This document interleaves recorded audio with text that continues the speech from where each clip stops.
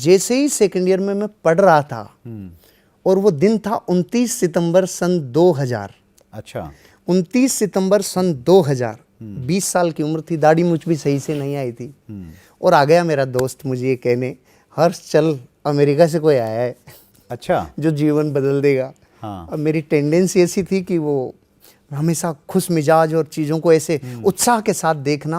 Right. तो मैं चला गया और चला गया तो बस वो उस दिन का जो सीन था और जो लाइफ में देख रहा था, लोग झूम रहे थे, डांस कर रहे थे, ब्राजील। अच्छा, वंडरफुल। ये मेरे नेचर को भा गया। मैंने कहा अच्छा। पैसा और डांस और खुशियां और हाँ। अरे भाई ये क्या चीज़ है।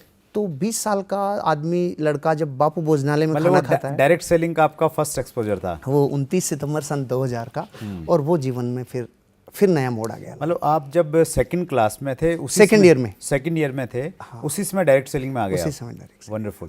और एक क्वेश्चन भी हमारे पास में आया है सर, एक लड़के ने पूछा है और इनका नाम है मौलिक चौथानी जी। ये पूछते हैं कि स्टूडेंट जो हैं वो डायरेक्ट सेलिंग में अगर काम कर रहे हैं, वो खुद स्टूडेंट हैं, काम कर रहे हैं, तो उसको क्या करना चाहिए? क्योंकि उसके सामने, स्टूडेंट के सामने अलग तरह के चैलेंजेस आपने उनको फेस किया होगा। मैं अपने आप को ऐसे देखता था कि स्टूडेंट की पोजीशन में रहते हुए जब कोई व्यक्ति इस बिजनेस को देखता है ना, अपने आप को एनालिसिस जरूर करना चाहिए, क्योंकि वो टाइम होता है बापू भोजनालय में खाना खाना।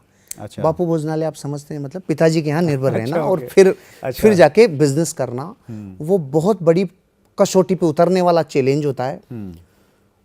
अगर स्टूडेंट लाइफ में आप कर रहे हो इस बिजनेस को, तो फिर आपके माँ बाप की निगाहें आप पर है, आपके अड़ोस पड़ोस की निगाहें हैं, जो आपको इतने सालों से कह रहे थे ना बेटा पढ़ाई कर, बेटा पढ़ाई कर। अब उनकी निगाहें नहीं है, अब उनकी नजरें बहुत तीखी आपके ऊपर है।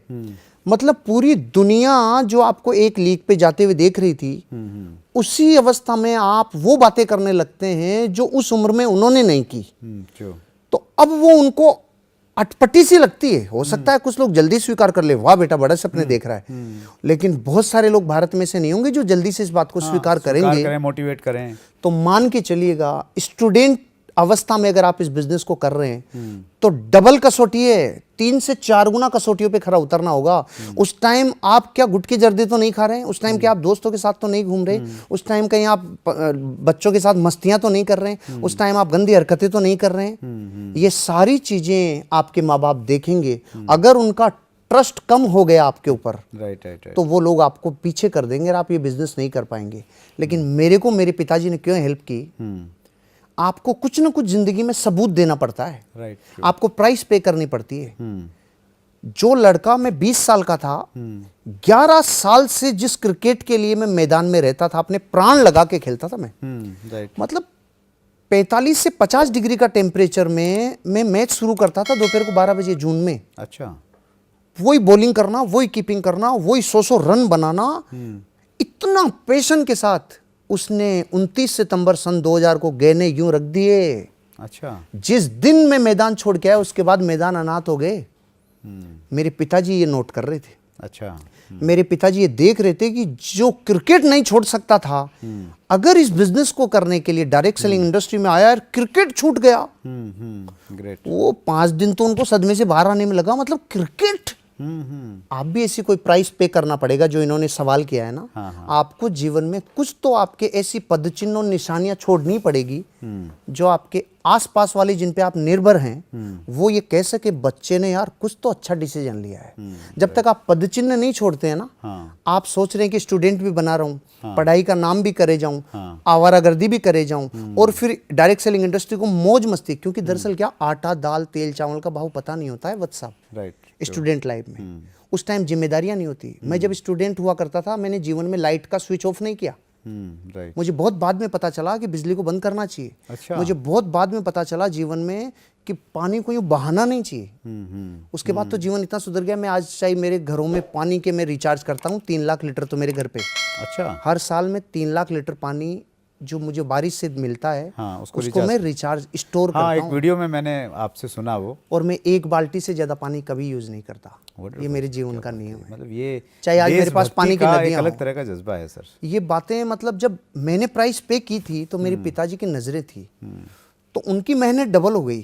उनके पास जावा एसडी गाड़ी हुआ करती थी, वो दूध वाली। हाँ, अच्छा। उन्होंने मेरी हीरो पुक ले ली क्योंकि वो ये एवरेज अच्छी देती थी और मैं अपने जमीर पे था। अब मुझे श्रृंगार अच्छे नहीं लगते पापा जी। अच्छा। फेल हो गया तो मतलब ऐसे कैसे रख दिए थे। और जैसे ही मैं डायरेक्ट सेलिंग बिजनेस में आया तो एक डिसिप्लिन देखा था मेरे पिताजी ने। वो डिसिप्लिन देखते मेरे पिताजी के अंदर एक ऐसी करुणा आई, यार बच्चे को मुझे पैसा देना चाहिए, सपोर्ट करना चाहिए। तो हम लोग मुंबई गए तो मेरे पिताजी मेरे साथ गए, लग गए। अच्छा। लेकिन वो कब लगे, जब उनको ये लगा यार 11 साल से जिस क्रिकेट के लिए इसने पढ़ाई छोड़ दी, सारे काम इधर उधर कर दिए, ये बिजनेस अगर कर रहा है तो कुछ तो होगा। तो आपको जीवन में ये प्रश्न जिन्होंने पूछा है, वो सारे स्टूडेंट जो स्टूडेंट की एज में डायरेक्ट सेलिंग बिजनेस में आ रहे हैं, ध्यान रखना ऐसे पदचिन्ह छोड़ने होंगे पीछे जो इस बात का सबूत देवें, जिन पे आप डिपेंड हो, जो आप पे विश्वास कर सकें और आपके जीवन में आपके लिए कुछ ना कुछ कंट्रीब्यूशन कर सकें।